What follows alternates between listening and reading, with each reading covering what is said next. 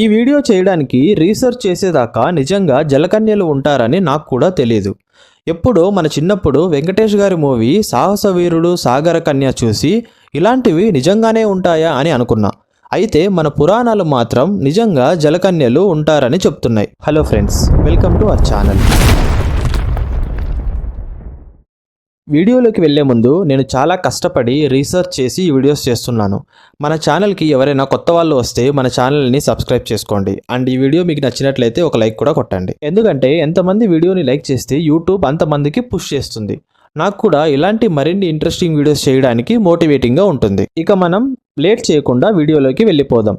మీరు అసలు ఇప్పటిదాకా వినని విషయాలు ఈ వీడియోలో నేను మీకు చెప్పబోతున్నాను. సో వీడియో స్కిప్ చేయకుండా చివరి దాకా చూడండి. క్రిస్టోఫర్ కొలంబస్ తన ప్రతి యాత్రల విషయాలన్నీ డైరీలో రాసుకునేవాడు. అలాగే 1493లో ఒకసారి అమెరికా ఖండం తీరంలో సముద్రంపై ప్రయాణిస్తుండగా తను సముద్రం నుండి 3 స్త్రీ రూపం కలిగిన జీవులు పైకి ఎగిసిపడ్డాయని, కాకపోతే అవి అందరూ చెప్పేలా అందంగా ఏమీ లేవని తన డైరీలో రాసుకున్నాడు. జలకన్యల గురించి ప్రపంచంలో చాలా సంస్కృతాలకు చెందిన పురాణాల్లో మెన్షన్ చేశారు. ఇవి ఒక రకమైన జీవులు, సగం మానవ రూపాన్ని సగం చేప రూపాన్ని కలిగి ఉంటాయి. 2004లో వచ్చిన సునామీలో సముద్ర గర్భంలో దాగి ఉన్న చేపలలో కొన్ని వాటికి జలకన్యలలాగా రూపం ఉన్నట్లు ఒక రీసెర్చ్లో కూడా తేలింది. ఈ జలకన్యలను మెర్మెయిడ్స్ అని అంటారు. అంతేకాదు, మీరెప్పుడైనా హనుమంతుల వారు అండ్ సువర్ణ మచ్చ స్టోరీ విన్నారా? సువర్ణ మచ్చని golden mermaid are golden fish అని కూడా అంటారు. సంస్కృతంలో సువర్ణ మత్స్య అని అంటారు. ఈ స్టోరీ వాల్మీకి రాసిన రామాయణంలో లేదు, కానీ దీని గురించి థాయ్ అండ్ కంబోడియన్ రామాయణం వర్షన్స్లో ఉంది. ఈ సువర్ణ మత్స్య రావణుడి కుమార్తె. ఆమె శరీరం సగం మనిషిలాగా సగం చేపలాగా ఉంటుంది. రామాయణం యొక్క యుద్ధకాండలో రామసేతు నిర్మించే సమయంలో జరిగిన స్టోరీ ఇది. రావణాసురుడు సీతను అపహరించినప్పుడు రామరావణుల యుద్ధానికి ప్రిపరేషన్స్ జరుగుతున్నాయి. అప్పుడు హనుమంతుల వారు ఆ సముద్రాన్ని దాటడానికి ఇండియా నుంచి శ్రీలంకకు ఒక బ్రిడ్జ్ కట్టాలని సూచించారు. అప్పుడే రాముడి ఆదేశం ప్రకారం వానర సహాయంతో లంకకి వెళ్లడానికి రామసేతు నిర్మించారు. వానర సైన్యం హనుమాన్ లీడర్షిప్తో వారధి పనులు స్టార్ట్ చేశారు. పెద్ద పెద్ద రాళ్లు సముద్రంలోకి విసురుతూ ఉన్నారు. కొన్ని రోజుల తర్వాత వాళ్ళు ఏదో తప్పు జరుగుతున్నట్టు గమనించారు. వాళ్ళంతా హనుమాన్ దగ్గరికి వెళ్లి వాళ్ళు ఎన్నో బండరాళ్లను సముద్రంలో విసిరి వంతెన కట్టడానికి ట్రై చేస్తుంటే వేసిన రాళ్లు అలాగే మాయమైపోతున్నాయని చెప్పారు. హనుమంతుల వారు ఎంతో శక్తివంతులని మనకు తెలుసు. ఆయన కొంతమందిని తనతో తీసుకెళ్లి మరికొందరని రాళ్లు మళ్లీ విసిరమని చెప్పారు. అప్పుడే హనుమాన్ కొన్ని జలకన్యలను సముద్రంలో నీటి కింద చూశారు. రాళ్లు విసిరిన వెంటనే ఆ జలకన్యలు వాటిని వేరే చోటికి తీసుకెళ్లి పడేస్తున్నారని హనుమాన్ గమనించారు. వెంటనే హనుమాన్ ఆ జలకన్యల లీడర్ కోసం వెతికాడు. అప్పుడే ఒక అందమైన జలకన్య వేరే జలకన్యలతో ఇలా చేపిస్తూ ఉండడం హనుమాన్ చూశారు. వెంటనే హనుమాన్ ఆమె దగ్గరికి వెళ్ళాడు. కానీ ఆమె అక్కడి నుంచి ఈజీగా తప్పించుకొని వెళ్తుంది. అలా కొంతసేపు తప్పించుకొనే తిరుగుతూ ఉంటుంది. హనుమాన్ అప్పుడు తన ప్లాన్ మార్చి సైలెంట్గా ఆ జలకన్యతో మాట్లాడడానికి ట్రై చేస్తాడు. ఆమె కూడా పాజిటివ్గా రెస్పాండ్ అయ్యింది. కొద్దిసేపటికి హనుమాన్ ఆ చేపను నువ్వెందుకు ఈ రాళ్లను దొంగలిస్తున్నావని అడిగారు.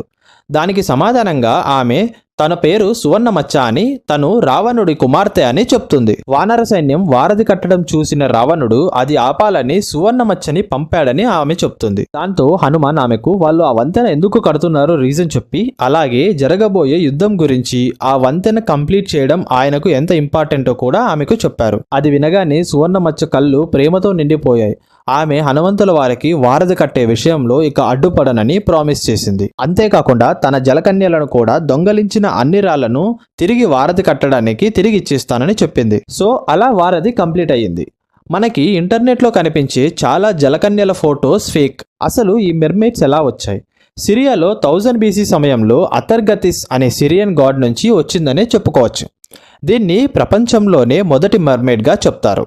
అక్కడి ప్రజలు అతర్గతిస్ని 4000 నుంచి 3000 సంవత్సరాల ముందు పూజించేవారు. అతర్గతిస్ ఎలా మెర్మెయిడ్గా మారిందంటే, పురాణాల ప్రకారం ఆమె హదద్ అనే అతనితో ప్రేమలో పడుతుంది.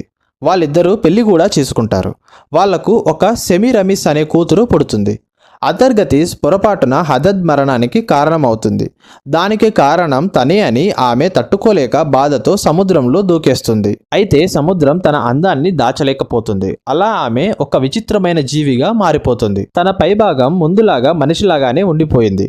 కింది భాగం మాత్రం చేపలాగా మారిపోయింది. ఆ ఆకారాన్ని మెర్మేడ్ అని పిలవడం స్టార్ట్ చేశారు. జింబాబ్వే కంట్రీలో కొందరు వర్కర్స్ కి జలకన్యలు కనిపించాయని, అవి వారిని భయపెట్టాయని కూడా చెప్పారు. ఆ కంట్రీలో జరిగిన ఒక ఇన్సిడెంట్ ఏంటంటే, ఆ దేశంలోని గోక్వే అనే ఒక చిన్న పట్టణంలో ఒక ఆనకట్ట వద్ద వాటర్ పైప్స్ ఇన్స్టాల్ చేస్తుంటే జలకన్యలు అక్కడి వర్కర్స్ ను వేధించాయని రిపోర్ట్ చేసి వాళ్ళు అక్కడి నుంచి వెళ్ళిపోయారు. ఆ తర్వాత వాళ్ళు ఆ జలకన్యలు వాళ్ళని చంపేస్తాయేమో అనే భయంతో వాళ్ళు మళ్ళీ తిరిగి పనిలోకి రాలేదు. ఇలా వేరే దేశాల్లో కూడా చాలా మంది ప్రజలు మెర్మేడ్స్ ని చూశామని చెప్పారు. కొంతకాలం ముందు చాలా జలకన్యల ఫోటోస్, వీడియోస్ ఇంటర్నెట్ లో బాగా హల్చల్ చేశాయి. అయితే చాలా మంది అవి నిజం కాదని కొట్టిపారేశారు. చూశారు కదా. ఈ వీడియో మీకు ఎలా అనిపించిందో, మీ ఒపీనియన్ ఏంటో వీడియో కింద కమెంట్ చేయండి. Thanks for watching.